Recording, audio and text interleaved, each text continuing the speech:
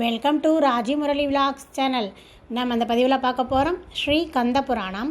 அதில் அடுத்தது 65வது தலைப்பு பாலகன் கொண்ட பேருருவம். அதை பற்றி சொல்ல போகிறேன். இதுக்கு முன்னாடி 64 பதிவுகள் போட்டிருக்கேன். பார்க்காதவங்க நம்ம ப்ளேலிஸ்ட்டில் முதல்லேருந்து பாருங்கள், மற்ற பதிவுகளையும் பாருங்கள், மற்றவங்களுக்கு ஷேர் பண்ணுங்கள். 65 பாலகன் கொண்ட பேருருவம். யுத்த காலத்திலே சூரபத்மன் மட்டுமே தனியாக நின்றான். அவன் கண்கள் கோபத்தால் நெருப்பை கக்கி கொண்டிருந்தன. மயிலேறிய வடிவேலன் அசுரனை பார்த்து சொன்னார், சூரபத்மா, இதுவரை நீ எத்தனையோ மாய வடிவங்களை எடுத்து காட்டினாய். அந்த வடிவங்கள் அனைத்தையும் என் பாணங்கள் அழித்தன. இப்போது நீ பார், அழியாத என்னுடைய பேருருவை காட்டுகிறேன் என்று கூறிய பெருமான் விஸ்வரூபம் கொண்டு அவன் முன்பு நின்றார். விண்ணை தொடும் அளவுக்கு உயர்ந்து நின்ற சிவபாலனுடைய பேருருவை கண்டான் சூரபத்மன். எம்பெருமானுடைய திருமேனியின் உள்ளங்கால்களில் பர்வதங்கள் காணப்பட்டன. பாதங்களின் நுனியில் சாகரங்கள் அலைமோதி கொண்டிருந்தன. கால் விரல்களில் இடியும் நட்சத்திரங்களும் தெரிந்தன. ஆடு சதைகளில் வருணன், குபேரன், நிருதி மற்றும் அரக்கர் இருந்தார்கள். முனிவர்களையும் சிந்தாமணி முதலிய அற்புத மணிகளையும் கணைக்கால்களில் பார்த்தான். வித்யாதரர்கள் முழந்தாளிலும் இரு தொடைகளில் இந்திரனும் ஜெயந்தனும் இருந்தார்கள். யமன், காலன் முதலானோர் தொடையின் மூலத்தில் இருந்தனர். அறையிலே அசுரர்கள் காணப்பட்டார்கள். விழாப்புறங்களில் தேவர்களும் மூலாதாரத்திலே நாகர்களும் இருந்தார்கள். நாபியிலே சகல ஜீவராசிகளும் இருந்தன. சாஸ்திரங்கள் அவருடைய மார்பிலே அமைந்திருந்தன. ஞானம் உபவீதமாக இருந்தது. ரோமங்களில் அண்டங்கள் தொங்கின. அங்கையில் சகல போகங்களும் இருந்தன. விஷ்ணுவும் பிரம்மனும் இரு தோள்களில் காணப்பட்டார்கள். கை விரல்களில் தேவ மாதர்கள் காணப்பட்டனர்.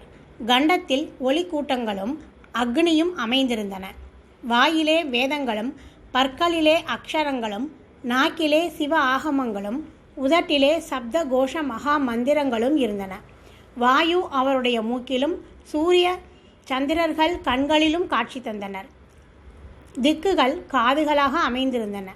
நெற்றியில் பிரணவமும் தலையிலே உரிசவமும் பொருந்தியிருந்தன. எம்பெருமானுடைய அற்புத தோற்றத்தை கண்டு சூரபத்மன் வியப்படைந்தான். ஆதியும் அந்தமும் இல்லாத அருப்பெரும் ஜோதியை, ஆறுமுக பெருமானுடைய பேருருவை தன் கண்களால் நன்கு பார்த்தான். அப்போது சிவகுமாரனும் அசுரனுடைய மனத்திலே சிறிது நல்லுணர்வு தோன்றுமாறு செய்தார். பாலகன் என்று நாம் எண்ணிய சிவகுமாரன் அவுண சேனைகள் அனைத்தையும் அழித்து விட்டார். அண்டங்கள் தோறும் தொடர்ந்து வந்து சளைக்காது போரிட்டார். மிகவும் வலிமை வாய்ந்ததும் அழிவுற்றதுமான இந்திர ஞானத்தேரை என்னிடமிருந்து பறித்து கொண்டார். கணக்கற்ற மாய தோற்றங்களை கொண்டபோது அவற்றையெல்லாம் அழித்தார். இதோ என்னிலும் இயலாத பேருரு தாங்கி என் முன் நிற்கின்றார். சகலமும் அவரிடம் அடங்கியுள்ளன என்பதை அவருடைய தோற்றம் எடுத்து காட்டுகின்றது. இத்தகைய பெருமானை பாலகன் என்று நான் அலட்சியமாக எண்ணி இருந்துவிட்டேன். மும்மூர்த்திகளுக்கும் மேலான பரம்பொருள் இவரே. மயிலின் மீது ஆரோகணித்து திவ்ய காட்சி தரும் இவர் நான் வணங்கும் ஈசனே என்பதில் ஐயமில்லை. என்னுடைய ஆணை செல்லும் 1008 அண்டங்கள் இவருடைய திருவடிகளிலே ஒரு ரோமத்தில் அடங்கிவிட்டனவே. இத்தகைய பேருருவை எவரும் கண்டிலர். நான் செய்த தவத்தின் பயனாகவே காணப்பெற்றேன். ஆஹா, என்ன அழகு, என்ன இளமை! 1000 கோடி மன்மதர்கள் ஒன்று சேர்ந்து அமைந்தாலும் இந்த அழகை பெறுவரோ? சிங்கமுகனும் இரணியனும் சிவபாலனை சிறு குழந்தை என்று எண்ண வேண்டாமென அறிவுரை கூறினார்கள். இப்பெருமானுடைய பெருமைகளை அவர்கள் செய்த தவ பயனால் உணர்ந்தே கூறினார்கள் போலும். அவ்வார்த்தைகள் உண்மைதான். என்ன கம்பீரமான தோற்றம்! எத்தனையோ யுகங்கள் ஆனாலும் பார்த்து கொண்டிருக்க வேண்டும் என்ற விருப்பமல்லவா தோன்றுகிறது. இத்தன்மை வாய்ந்த பெருமான் என்னோடு போருக்கு வந்திருப்பது நான் செய்த பாக்கியத்தால் அன்றோ?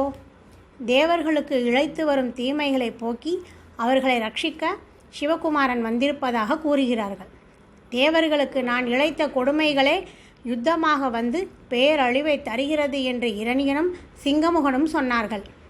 தேவர்களுக்கு தீமை செய்தது என் வரைக்கும் தவறல்ல. அவ்வாறு செய்ததால் அன்றோ இன்று இப்பெருமானுடைய திவ்ய ரூபத்தை தரிசிக்க முடிந்தது. தேவர்களை சிறை செய்து கொடுமைப்படுத்தியதாலேயே இந்திராதி தேவர்களுக்கும் எட்டாத பெருமான் என்னை தேடி வந்து இந்த அற்புத கோலத்தை காணும் வாய்ப்பை நல்கினார். பார்க்க பார்க்க தெவிட்டாத காட்சி அல்லவா? என்னுள்ளே ஏதோ ஒரு மாறுதல் ஏற்படுகின்றது. என்னுடைய கோபம் குறைந்து விட்டதே. கனல் கக்கும் கண்களில் ஆனந்த புஷ்பமன்றோ பெருகுகிறது. ரோமங்கள் சிலிர்க்கின்றன. என் கைகள் என்னையும் அறியாது எழுகின்றன. எதிரில் நிற்கும் பெருமானை தொழ வேண்டும் என்ற ஆர்வம் என்னுள் எழுகிறது. அவருடைய திருவடிகளில் தலை தாழ்த்தி வணங்க வேண்டும் என்று என் முடி தாழ்கிறது. வலத்தோளும் வலக்கண்ணும் துடிக்கிறது. என் அகந்தை மறைந்துவிட்டது. எல்லோரிடமும் அன்பு செலுத்த வேண்டும் என்ற எண்ணம் என் மனத்திலே நிறைகின்றது.